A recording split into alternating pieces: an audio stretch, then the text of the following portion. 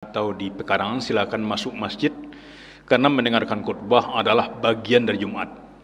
Bagi kaum muslimin yang sudah ada dalam masjid, sebaiknya tidak ada aktivitas dan suara, karena bersuara dan beraktivitas lainnya bisa mengurangi makna solat Jumat kita. Perjalanan mencapai solat adalah sebuah perjuangan yang luar biasa bagi Rasulullah SAW. Yang gunanya adalah untuk awak. Andaikan tidak adalah perintah solat untuk awak, kapan lagi waktu yang bagus bagi umat Islam, bagi manusia, bagi hamba Allah berkomunikasi dengan Khaliknya. Maka salah satu fungsi solat tersebut bagi orang-orang yang batu meyakini adalah kebutuhannya. Jadi solat itu bukan perintah ustaz, kiai, ulama, guru, bukan itu saja. Tapi solat itu bagi seorang mukmin, dia sadari itu adalah kebutuhan. Kebutuhan siapa? Kebutuhan jiwa dan dirinya.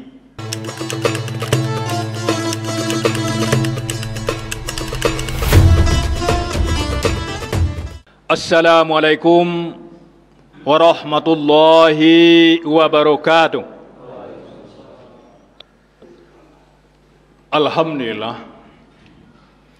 Alhamdulillazi khalaqas samawati wal ard wa ja'ala zulumati wan nur. ثم الذين كفروا بربهم يعدلون أشهد أن لا إله إلا الله وأشهد أن محمدا عبده ورسوله لا نبي بعد أما بعد اللهم صل على هذا النبي الكريم محمد رسول الله وعلى آله ومن والاه يا أيها الحاضرون إني أوصيكم wa iyaya bitaqwallah faqad fazal muttaqun. Ya ayyuhallazina amanu taqullaha haqqa tuqatih wa la tamutunna illa wa antum muslimun. Faqala Allah ta'ala fil Qur'anil Karim, a'udzu billahi minasy syaithanir rajim. Bismillahirrahmanirrahim. Wa aqimus shalah wa atuz zakah warqa'u ma'ar raqiin. Sadaqallahul azim. Dan dirikanlah solat dan bayarkanlah zakat dan rukuklah bersama orang-orang yang rukuk. Surat Al-Baqarah ayat 43. Hadirin sidang jemaah Jumat yang berbahagia, bersyukur kepada Allah Subhanahu wa taala. Saat kini kita masih dibukakan oleh Allah hati, masih diberi kekuatan iman sehingga awak bisa hadir di masjid. Betapa banyak kita lihat saudara kita yang secara fisik barangkali ini lebih kuat dari awak, lebih gadang dari awak, tapi mereka tidak tersentuh untuk datang ke masjid. Maka bagi kita ini adalah sebuah anugerah, sebuah hidayah dari Allah. Maka kita doakan kepada Allah agar iman kita ini mampu bertahan sampai kita mati. Amin. Kemudian syukur yang luar biasa, sampai saat ini Allah masih sayang pada kita. Kita masih punya nyawa, masih diberi kehidupan. Di sebelah awak kini ke rumah sakit, ada ruangan ICU, ada ruangan gawat darurat dan lain sebagainya.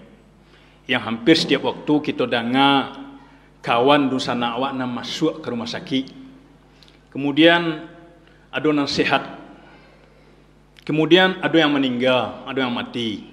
Innalillahi wa inna ilaihi raji'un. Kemudian awak pun setiap saat ini senantiasa dapat informasi dari HP awak, berucap ada kata-kata innalillah, kalimat innalillah yang hampir setiap waktu kita cari di media awak. Yang jadi pertanyaan kita adalah sejauh mana kita mengambil iktibar dari itu. Maka oleh sebab itu syukur yang luar biasa kita masih hidup, kita masih punya nyawa. Dan selanjutnya Allah masih tutup juga aib-aib awak. Andaikan Allah lihatkan aib-aib awak kini mungkin awak nak bisa menempuh narami Pak. Kita tidak akan bisa menempuh tempat-tempat yang keramaian, karena Allah bukakan aib dan bagi Allah sebentar. Maka oleh sebab itu, sago nyawa masih ada di awak kini, aib masih tutup oleh Allah, maka pergunakan untuk bersyukur kepada Allah. Dan salah satu bentuk syukur kita itu adalah kita melaksanakan solat, berselawat kepada Rasulullah sallallahu alaihi wasallam. Allahumma shalli ala Muhammad. Judul khutbah kita saat ini adalah relevansi solat dalam kehidupan kita. Kaum muslimin yang berbahagia, ayat yang baru saja kita baca banyak terdapat dalam Al-Quran. Puluhan bahkan ratusan, belum lagi hadis-hadis Nabi berbicara soal solat. Begitu juga sebaliknya, banyak ayat-ayat dalam Quran mengancam orang tidak mau solat. Ribuan hadis juga bicara soal itu.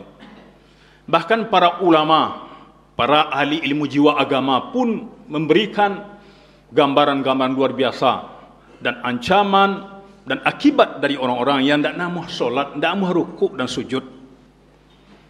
Dan sebaliknya kabar gembira dan ketenangan digambarkan oleh para ilmuwan-ilmuwan kita, para ulama kita. Bagi orang-orang senantiasa mau solat, ada ketenangan karena Allah dan Rasulnya yang jamin. Begitulah, karena solat tersebut merupakan pemberian dari Allah Subhanahu wa taala kepada Rasulullah sallallahu alaihi wasallam untuk kita, umatnya.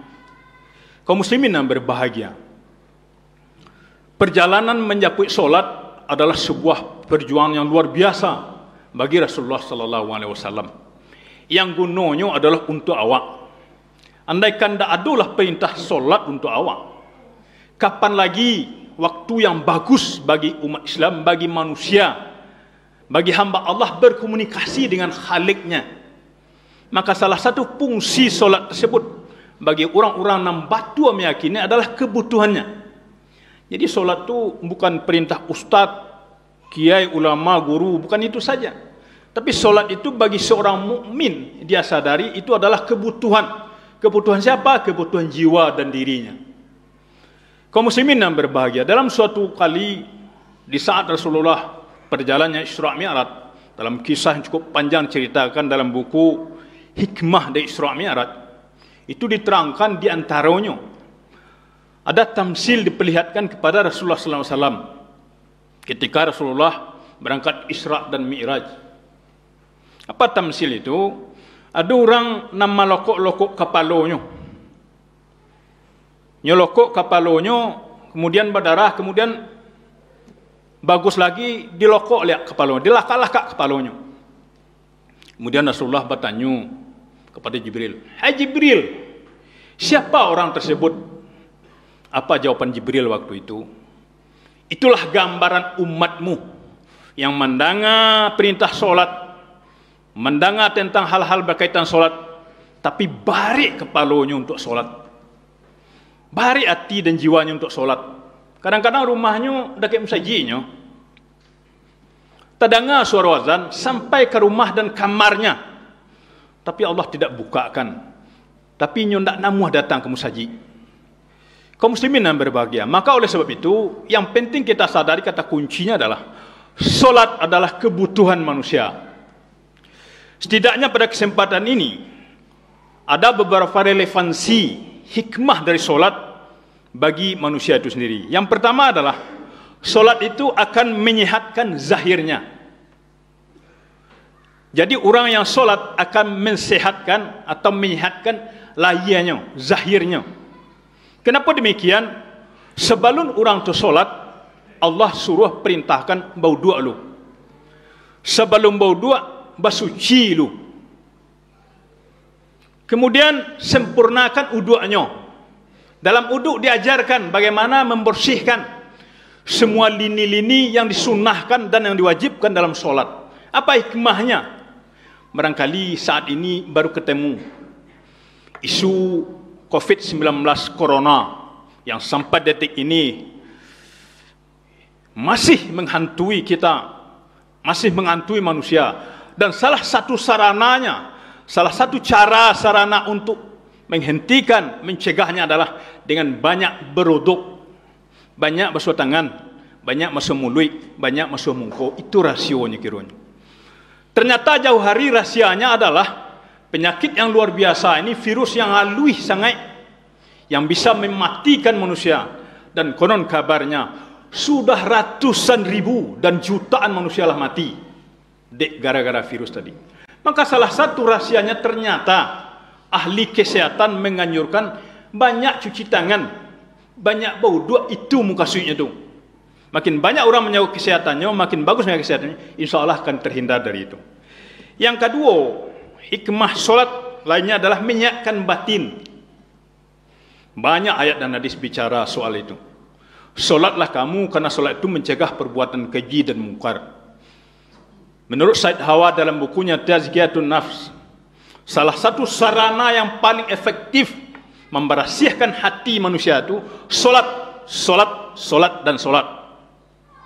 Maka perbanyak solat, maka lah sempurna solat awak, lah bagus solat awak, lah 5 waktu lah kamu saji, kemudian lah berjamaah, maka tingkatkan cek lain, perbanyak solat-solat sunat. Masih bicara soal sunat solat, masih bagus tambah je duha. Masih bicara soal solat, masih bisa aja solat tasbih, solat wudu, solat dan lain-lain sebagainya, witir, tarawih dan lain sebagainya. Kemudian solat tahajud, masih saja solat, masih banyak lagi solat yang lainnya. Ternyata kuncinya perbanyak solat. Untuk membersihkan batin, perbanyak solat. Insya Allah kaum muslimin yang berbahagia. Barangkali banyaknya persoalan-persoalan di tengah masyarakat kita, di tengah negari kita, kaum kita, sangketo dan lain sebagainya. Banyaknya permasalahan dalam anak kemenakan di negari dan sebagainya. Mungkin saja solatnya perlu dipertanyakan. Sejauh mana solat bisa mewarnai kehidupannya? Kalau tidak bisa mewarnai kehidupannya, ada apa dengan solatnya? Barangkali solat perlu dikaji ulang. Kemudian yang ketiga, solat itu relevansinya adalah membedakan antara orang kafir dan orang beriman. Apa-apa, kalau kita lihat secara lahir, Pak, nampak orang di pasar, di jalan, dia teotor dan sebagainya, awak tidak bisa bedakan doh. Apakah orang kok kafir, apakah Islam, kita tidak bisa bedakan. Mereka itu non-Islam dan lain sebagainya, kita tidak bisa bedakan. Kalau soal penampilan, kalah kita, kalah umat Islam. Rapi, bagus, cantik dan lain sebagainya. Yang membedakannya nanti ketika azan berkumandang, kama apa ini? Laik musaji enggak, laik solatnya enggak. Ini yang menandakan kafir dan muslimnya, kafir dan mukminnya. Maka acoknya solat, rajinnya ke musaji, itulah kualitas iman dan Islamnya. Makin acok ke musaji, makin banyak solat, insya Allah itu tandanya sudah terbuka hatinya dekat dengan Allah. Yang keempat, solat adalah sarana komunikasi antara hamba dengan Allah, dengan makhluk, dengan Khaliknya. Kaum muslimin yang berbahagia, banyak dalam hadis-hadis lain kita baca, dalam hadis qudsi misalkan, aku senang melihat hambaku ketika rukuk dan sujud kepadaku, ketika dia berdoa kepadaku. Allah itu senyum melihat orang-orang sering berdoa, sering berzikir, karena hambaku telah merendahkan dirinya, mengakui aku adalah besar, kata Allah. Artinya mafhum mukhalafahnya adalah orang-orang yang tidak mau rukuk dan sujud, tidak tersentuh hatinya untuk solat, tidak terbuka hatinya lahu muaskian, lah kapal ampe kata orang, lah kapal limo, tidak ada 2 hari lagi. Itu tidak ada ketentuan lain lagi. Kalau lah kapal limo, lah kapal ampe, tidak aja doh. Orang akan segan menegur. Biasanya Allah turun tangan. Kalau Allah turun tangan, biasanya mudahnya. Penyakit yang luar biasa, kekacauan, kegalauan dalam rumah tangga, itu kan teguran dari Allah. Maka orang-orang yang beriman, yang tersentuh hatinya akan mengambil iktibar dari itu. Maka oleh sebab itu, mulai saat ini, kalau kini kau tahun baru Masehi namanya, kita evaluasi ibadah kita masa-masa lalu. Kita adakan peningkatan. Kalau kurang selama kau kita tambah. Kalau kurang dakik ke musaji, selama kita padakik ke musaji. Kalau kurang solat, selama kita tingkatkan solat kita. Selama kau nak pernah sujud, ke depan kita perbanyak sujud. Selama kau jarang subuh ke musaji, besok kau ada peningkatan. Dan salah satunya yang luar biasa itu kata Buya Hamka, salah satu iman yang luar biasa itu adalah ketika lah sering solat subuh berjamaah di masjid. Fa'tabiru ya ulil albab la'allakum tatafakkarun.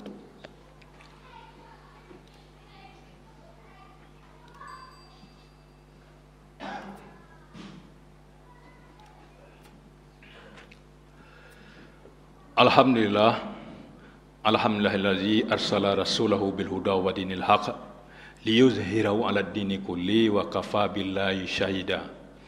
Asyhadu an la ilaha illallah wa asyhadu anna Muhammadan abduhu wa rasuluh la nabiyya ba'da amma ba'du. A'udzubillahi minasyaitonir rajim. Bismillahirrahmanirrahim. Allazina yu'minuna bil ghaibi wa yuqimunas sholata wa mimma razaqnahum yunfiqun. Shadaqallahul azim. Al-Baqarah ayat 3. Di antara tanda-tanda orang yang yakin dengan Al-Quran itu, dengan kitab Allah tersebut, yang mengamalkan kitab Allah tersebut adalah orang-orang yang yakin dengan hari akhirat. Maksudnya nanti pertanggungjawabannya akan ada. Jadi setelah hidup ini ada lagi hidup. Maka oleh sebab itu, ingat-ingatlah. Kata Nabi, semasa hidupmu sebelum datang matimu. Salah satu yang penting kita jaga adalah solat, solat dan solat.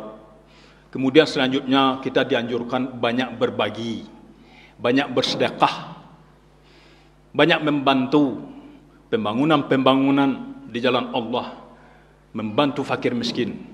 Karena pahala bersedekah luar biasa. Karena bisa meringankan orang lain. Sebaliknya, ketika banyak mukmin yang kafir, maka terjerumus. Jika banyak umat Islam yang kikir, maka banyaklah umat yang terjerumus kepada kekafiran. Maka salah satu penyebabnya adalah karena banyak Muslim yang kikir menjadikan orang kafir, maka kita pun ikut bertanggung jawab terhadap hal demikian. Maka oleh sebab itu, perbanyaklah berbagi dan berbagi. Innallaha wa malaikatahu shalluna 'alan nabi ya ayyuhallazina amanu shallu 'alaihi wa sallimu taslima. Allahumma shalli ala Muhammad wa ala ali Muhammad kama shallaita ala Ibrahim wa ala ali Ibrahim wa barik ala Muhammad wa ala ali Muhammad kama barakta ala Ibrahim wa ala ali Ibrahim fil alamin innaka Hamidum Majid. Allahumma ighfir lil mu'minina wal mu'minat wal muslimina wal muslimat al ahya'i minhum wal amwat. Allahumma rabbana innana sami'na munadiyan yunadi lil iman an aminu bi rabbikum fa amanna. Rabbana faghfir lana dzunubana wa kaffir 'anna sayyi'atina wa tawaffana ma'al abrar. Rabbana wa'atina ma wa'atana ala rusulika wa la tuhzina yaumal qiyamah innaka la tukhliful mi'ad. Rabbana atina fid dunya hasanah wa fil akhirati hasanah wa qina azaban nar walhamdulillahi rabbil alamin.